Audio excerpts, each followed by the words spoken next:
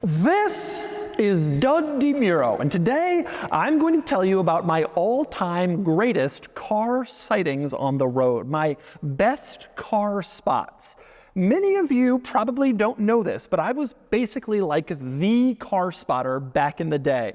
I would run around basically everywhere with my camera chasing exotic cars, and I was even featured in the July 2009 issue of Automobile magazine for car spotting. I was like the subject of a profile because I was such a car spotter. I was a luminary in the car spotting world. And because of that, I've seen a lot of amazing cars over the years cruising around. And today I'm going to go through my top 5 car sightings. Today's video is brought to you by Cars and Bids, my online enthusiast car auction site that recently sold this, and this, and this, and this, and this. Check it out at carsandbids.com. Okay, so my greatest car sightings of all time. Like I said, I was a really huge car spotter back before car spotting was even like a thing. These days, if you walk around central London in the summer, or if you go to Monaco basically anytime, you'll see exotic cars being chased after by like a gaggle of 14-year-old kids with a camera bag and 2 different types of cameras in their hands, like running down the street after some Ferrari that has just driven away from a hotel. And they're all excited to get all these great shots and angles and images of these cars for social media, exhaust revs and startups and that sort of thing. And this happens all over. Miami, it happens at Car Week, it's crazy, parts of LA. And I was into this before it was cool. No. I don't want to say by any stretch that I invented car spotting, because that is absolutely not true. There was this site called exoticspotter.com back in like the late 90s, and you could submit photos of cars you saw on the road to exoticspotter.com, and they would post them. So I wasn't that early, but I was out there in like 05, 06 with a giant digital camera that I took with me everywhere, taking photos and like posting them on my personal Facebook page. And on Ferrari chat, where there were like spotters threads in the local communities. And I was in Atlanta and Denver. That's where kind of the places that I grew up. And I would take pictures and post on the spotter threads and on Facebook. And that was my life. I even started a website called chasingexotics.com, which was like a forum where car spotter kids could go and post up pictures of cars they had seen. And I had various regions of the country and the world, and you could post pictures. And like I said, I was in that Automobile magazine profile back in 2009 about the car spotter, this kid from Atlanta who goes around. This is long before YouTube. No one had ever heard of me at any point, but I was in this magazine article because I was like so well known for my car spotting. I even went to Monaco before the camera kids. The first time I went to Monaco was in the spring of 2010, summer of 2010, and I was the only camera kid when I was there at that time. This is pre-Instagram, pre a lot of social media. And I was like the only guy who was weird enough to be walking around with a camera taking pictures of exotic cars. Anyway, I say all this to say this was a huge part of my life. This was like everything that I thought about from about 2006 until about 2012. I mean, I went to hundreds of places, saw thousands of cars. I had them all cataloged in a spreadsheet. So with that in mind, let me take you through my best 5 car spottings ever. Okay. First one, and number 5, is the only one that isn't from that era of car spotting. And that would be in July of 2020 when I saw a Ferrari F40 on the road in Newport Beach with my friends. So some people know this, not a lot of people. Every probably 6 months, my friends Sam and then of course Kenan, we go up to Orange County in my convertible G-Wagon, and we drive up and down the Pacific Coast Highway for like 5 hours just trying to find cool exotic cars.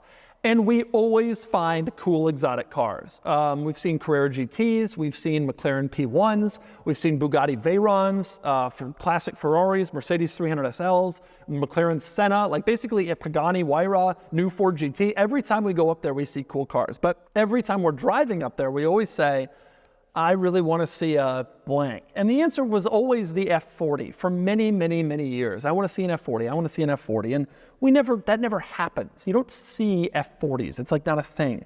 And one day in July of 20, we were actually sitting in a parking lot and Kenan said, F40, F40. And I was just so excited and astonished. I backed up and turned around and got back on the road, and we got up next to the F40 and we got a million photos, and it was just so cool to see an F40 just driving around in normal traffic on the PCH, just kind of like going down the road like so many other cars. And you know, normal traffic on the Pacific Coast Highway in this section of Newport Beach, Newport Coast, it's not that normal. There's always weird cars, old stuff, cool stuff, Viper. I mean, everything is out there. But an F40 was an absolute mind-boggling crazy thing, and that was one of the coolest things. And being able to see it in this phase with my friends where like I'm not like a professional car spotter anymore. I'm not like going to the nice restaurants like every night. I did that as a kid. Every single Friday and Saturday night I'd be there looking.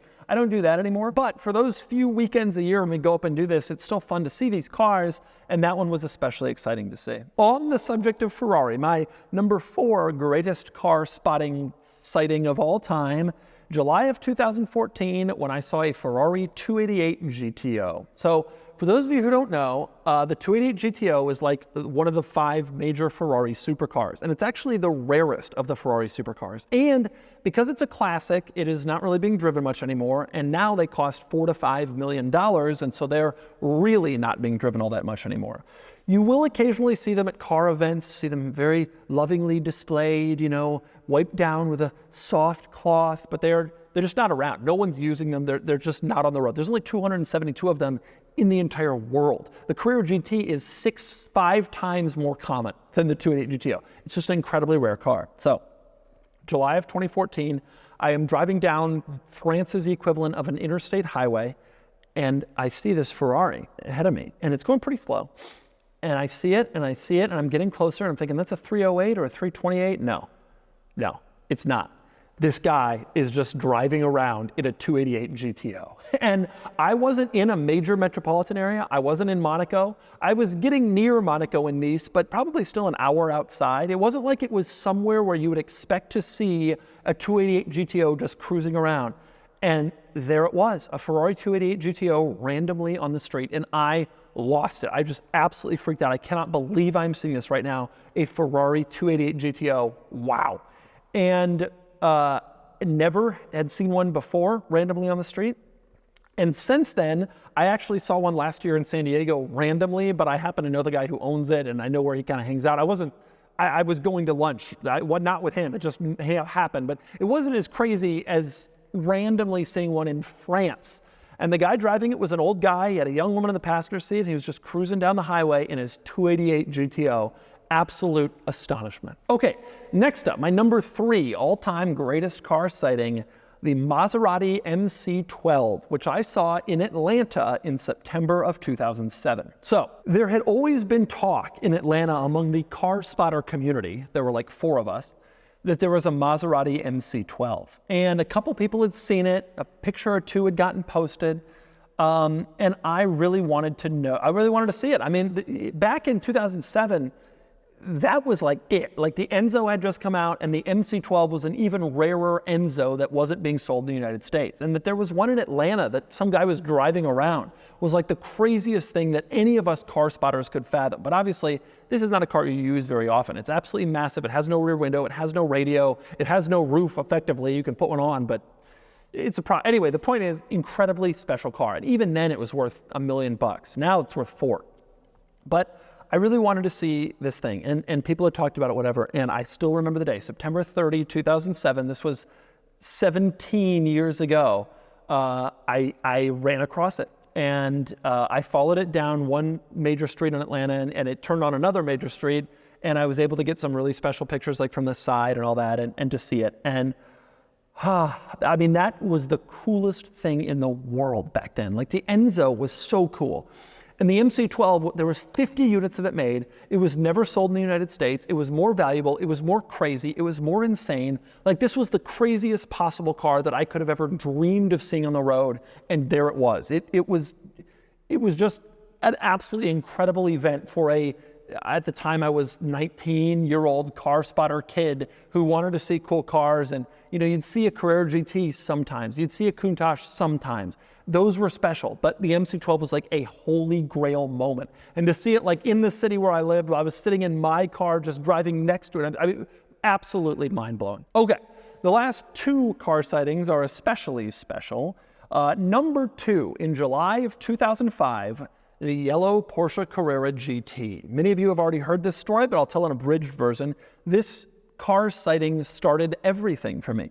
I saw a Carrera GT in Denver, where I grew up, in February of 2005. And I told all my friends, and they didn't believe me, because it was winter and the Carrera GT had just come out, and nobody had cars like that in Denver. When I was a kid, Denver didn't have an Aston Martin dealer, a Lamborghini dealer, or a Rolls-Royce dealer. Like, Denver wasn't a place you would see cars like that. And so I told my friends, I saw Carrera GT, and they're like, you probably saw a Boxster. I don't really think. So because of that, I started carrying my camera with me everywhere. So if I saw it again, I could take a picture and prove them wrong. And on July 15, 2005, I was coming home from like a high school baseball game, I think. And a friend of mine called me and said, you'll never believe it, but I am looking at a Carrera GT. And I drove as fast as I could to where he was. And there it was. And I took a million pictures, and finally I had proof of the Carrera GT. And from that moment on, the Carrera GT became my very favorite car, and it started my car spotting hobby. Carrying around the camera with me, before I had seen that Carrera GT, I would see like a Challenge Stradale and a whatever, and I'm gonna take a picture of that. And once I saw that Carrera GT, I was like, wait, this is kind of fun. And that touched off everything. From my car spotting hobby, I became well known enough that I was in Automobile Magazine, and that magazine was picked up. The physical copy was picked up at an airport by a guy named Scott, who then recruited me to come and write about cars at Auto Trader, where he worked. And that's how I started being a car journalist. And after writing about cars for 5 years, I started making YouTube videos, and you know the rest of that story. And I can trace that whole story basically all the way back to this Carrera GT sighting in July of 2005. It was one of the seminal moments of my entire life.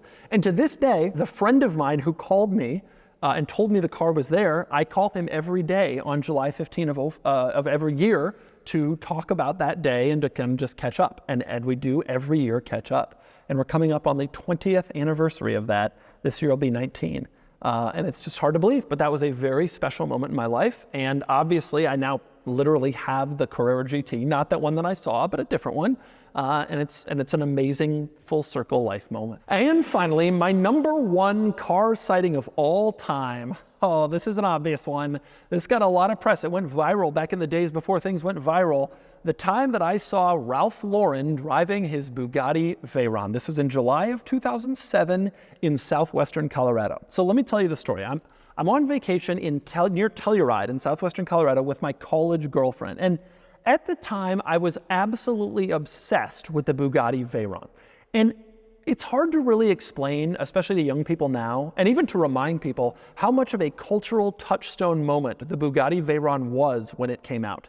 Not only was it the fastest car in the world, but it was the world's first hypercar in my mind. It was the first car that cost over $1 million. It was the first car with over 1,000 horsepower. It had all these unbelievable accolades that everybody at the time would just remember and recite to themselves. Like, if you were a high school kid in 2005, 6, 7, you knew that the Veyron would run out of fuel at full speed in 12 minutes. But you also knew that in that time it would travel 85 miles. It breathes in as much air as 40 people every second, or all those numbers. Like, you didn't have to be into cars. Everybody knew the Bugatti Veyron. It was just like a cultural sensation among basically everyone at the time, the Bugatti Veyron. Again, as a kid growing up in Denver, you didn't see cars like this. They didn't exist. There was no Bugatti dealership. Interestingly, there actually was one Bugatti Veyron in Denver, but that was by chance, and I never saw it. And so I went through high school knowing about the Veyron, hearing about the Veyron, seeing Veyron videos online, watching the Top Gear with the Veyron, which everybody just was so excited for. Top Gear finally got a Veyron to take on their track. Like, the Veyron was like the icon, the pinnacle that everybody thought of at that time. And I had never seen one before. And I wanted to, and especially as a car spotter kid, all I wanted to do was see a Veyron. That was like my number 1, the holy grail. So anyway, I was on vacation with my high school girlfriend near Telluride, my college girlfriend near Telluride, and I mentioned her, hey, Ralph Lauren has a ranch around here. And he also has a Veyron. And I was like, what if we saw Ralph Lauren and his Veyron? Now, the concept of this is stupid because it's like rugged rural Colorado. Like why, Ralph Lauren, who lives in New York, why would he ship a Veyron to Colorado when his pickup trucks to drive around his ranch, right? Like he's not driving this thing. But I mentioned it because I was always talking her ear off about the Veyron, and I was like an obsessive college kid. So we drive by the ranch, we see the buildings, cool, we go into Telluride, and we're coming on our way back out to our hotel. We stayed in a town nearby called Ouray, and we're coming, it wasn't near his ranch actually, but we're coming out of Telluride, and there it is, like coming towards me. And I'm like, I still remember seeing it. That grill, it was all black. And it was like I willed it to happen. Like I'd wanted to see a Veyron so bad. And I told her about Ralph Lauren. Like, how could it be real though? Like, so I turned around and I followed him. And this isn't something I normally do. It's something that annoys me when people do it to me. Like some people follow me home sometimes when I'm in my cars, and it's like, this is not acceptable. But now he was driving away from his ranch, so I wasn't following him back to his house, but I just couldn't not do this. Like this was the culmination of years of thinking about the Veyron and talking about. I remember when I finally got like $100 as like a late middle schooler, I spent the whole amount on an auto art model of a Bugatti Veyron. Like I was just so into it. And so I turned around and I followed him, and I got some cool pictures of the Veyron. And after I followed him for maybe 10 minutes, he pulled over in a parking lot. He was with some younger guy, I don't know who. And he was very gracious of him because he could have just done a U-turn and drive off. But he pulled over the parking lot, and he knew, it was clear to him that I pulled over 50 feet away and started taking, he knew I wanted to take pictures of the car. And so he stopped and waited and let me do that, which was very nice. And I happened to be wearing a polo shirt. And so he rolls the window down and he goes, "I like your shirt." And I'm like, oh my God, I'm seeing Ralph Lauren in a Bugatti Veyron, and he just told me he liked my shirt. And I was like, thanks, Ralph. And then I said to him, how is it? And the Veyron was still new, like they were still very much in production. All the special versions hadn't yet come out. So not a lot of people were even talking about like how it was. And I was like, what, you must have just gotten this, like, how is it? And he said, well, I obey all posted speed limits. And he was just so cool. And I was like, oh, Ralph, you're so legit. And I was like, that's cool, man, you're awesome. And he was like, thanks. And he just like drove off, like totally calm, cool Ralph Lauren just drove off in the Veyron. And I let him drive off. I didn't follow him back to his house. I'd seen it. And it was the coolest moment of my entire existence. And I used to post on this web forum for Gran Turismo, and I posted all the pictures and people got all excited. And it really did go viral. Like there were a couple things that picked it up, like Dig, when that was a thing, like guy sees Ralph Lauren driving Bugatti, and I still remember that. And that was still like one of the all-time highlights of my life up until that point, like my sub 20-year-old life, seeing Ralph, talking to Ralph, driving his Veyron after I had just like conceptualized the idea that, wow, maybe I could see Ralph Lauren. And all these years later, a Bugatti Veyron still blows me away. And I've got cars now that the Carrera GT cost more than the Veyron did when it was new, right? And these cars are rare and special, but I was filming 6 months ago at the dealership here in San Diego that does Bugatti, but also Lamborghini and Rolls-Royce and Bentley. And I was filming a Rolls or a Bentley or something, and a guy came in a Veyron for service. And I still, all these years later, I just dropped my jaw and I'm like astonished to see this car on the road. And that sighting with Ralph Lauren was especially astonishing. So those are my greatest car sightings. I don't really car spot anymore, aside from occasionally going up with my friends Pacific Coast Highway in Orange County. We still do this probably, twice, 3 times a year.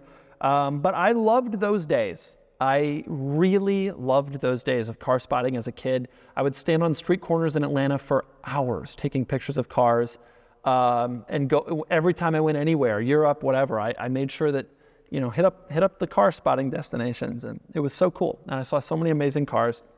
And now I follow a ton of car spotter kids on Instagram because I still enjoy it and I still love seeing what it is that they find, carrying on the car spotting tradition.